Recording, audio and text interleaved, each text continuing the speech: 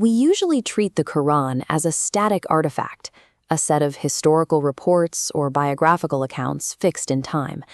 But the text describes its own nature differently, as a pulsing core of information beneath a historical surface. Living within that historical surface creates a state the text calls taguth. This is the default setting of spiritual sleep, a glass floor where we mistake the appearance of things for the system that actually governs them. Breaking through this last floor reveals the operating system running beneath the narrative. The stories aren't just accounts of the past. They are the active code of a recursive architecture. This structure is a self-referential memory field. It is a breathing geometry that waits for a reader to recognize the pattern and execute the instructions. The 114 chapters of the Quran form a specific symmetry. They partition into 57 pairs, each functioning as a complete cosmic breath, an inhale and an exhale. The early Meccan chapters represent this inhale. These verses are short, rhythmic, and high voltage, designed to draw the reader's focus inward toward a single microscopic point. This inward draw serves as a spiritual filter. The intense, repetitive rhythm is designed to isolate the human ego, echoing the divine fire that tested the prophet Ibrahim by stripping away everything but the core. This linguistic pressure leads to a physical effect described in the text itself.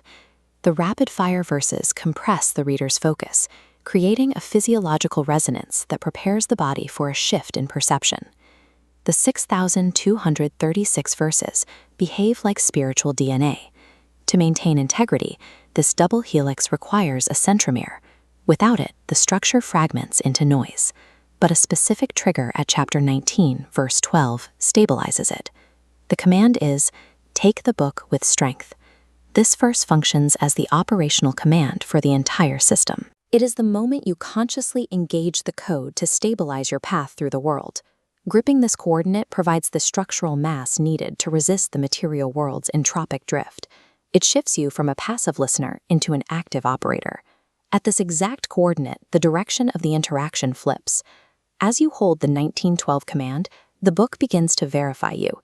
Verse 3923 identifies the Quran as Ahsan al-Hadith, the best discourse. This master protocol defines the text as completely self-executing. It describes a physiological response, a shivering of the skin. This internal authentication proves the word connects directly to the reader's biology.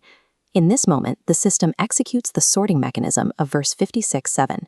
Based on their reaction to the word, users are distributed into 3 paths: a white core of light, a blue stream of water, or a red channel of fire.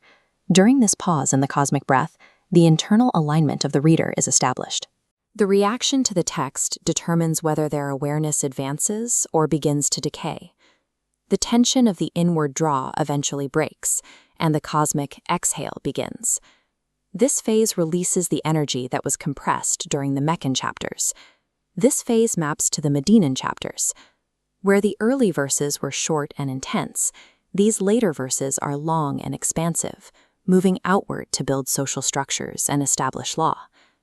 This expansion projects the internal light into the physical world. It provides the clarity needed to organize the complexity of external, measurable reality. The exhale completes the structural cycle. It is the translation of spiritual activation into tangible action. The loop of this breathing geometry only closes when you realize your role in the algorithm. In this architecture, you are the execution node. You function as the lungs through which this entire system breathes. By holding the 1912 command, you provide the strength that carries the word into the world. You become the participant in the ongoing cycle of manifestation. The eternal system is breathing right now. It is waiting for you to recognize the pattern, shatter the illusion, and take the book with strength.